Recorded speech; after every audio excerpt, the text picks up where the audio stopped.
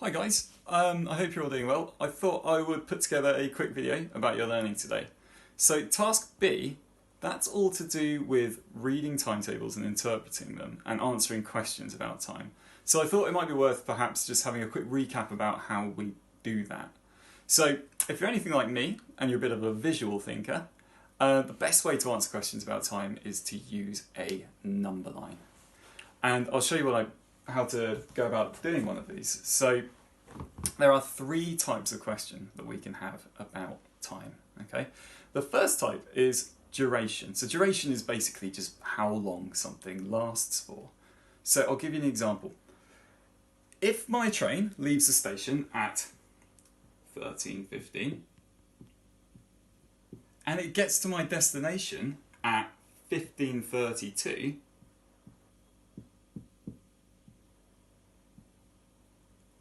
how long has the journey taken? Okay, I want to know how long this journey has taken. So all I'm going to do, I've drawn out my line. I'm going to write my start point at the start of the line. I'm going to write 13:15. And then I'm going to work my way along to 15:32, and I'm going to see how long this journey has actually taken me. So the easiest thing for me to do is probably to start by jumping in hours. So 13:15 plus 1 hour, that's going to take me to 14:15 plus another hour, that's going to take me to 15:15. So now I need to get to 15:32 from 15:15. Well, I know that if I add on 15 minutes, that's going to take me to 15:30. And then if I add on a final 2 minutes, that takes me to 15:32. So all I need to do now is just add up my jumps. So 1 hour plus 1 hour plus 15 minutes plus 2 minutes. Well, that's 2 hours and 17 minutes. So that's the first kind of time question that you might have to answer. Just bear with me, I'll rub off the board.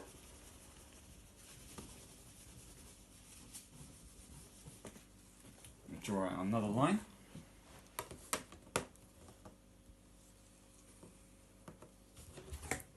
So the next kind of time question that you might have to answer, that might be to do with when something ends. So perhaps it might be something like this. If I leave at 11:04 and my journey lasts 21 minutes,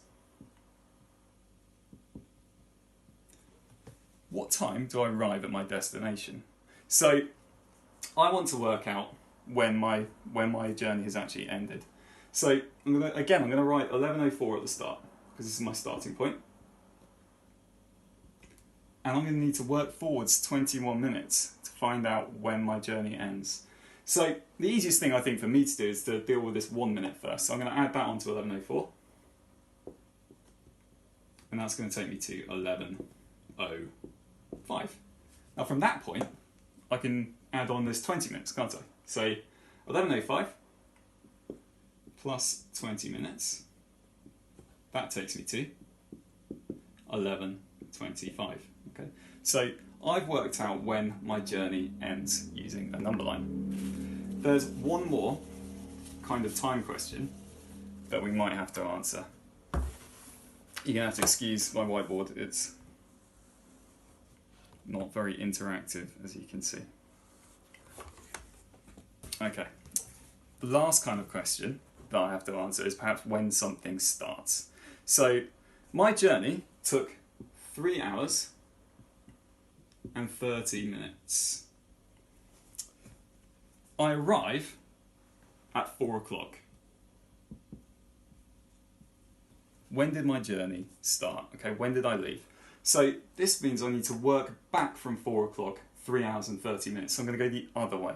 So I'm going to write 4 o'clock at the other end of my number line, and I'm going to work backwards. So I'm going to start with my jump of 3 hours.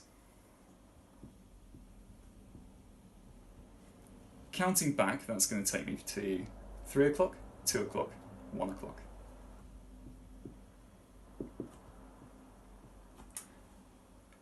Now I'm going to need to deal with this 30 minutes. So if I count back 30 minutes from 1 o'clock, that's going to take me to 12:30. So there you have it. The 3 kinds of questions that I can get about time and how I can use a number line to answer them. Hope you get on well, guys. Have fun.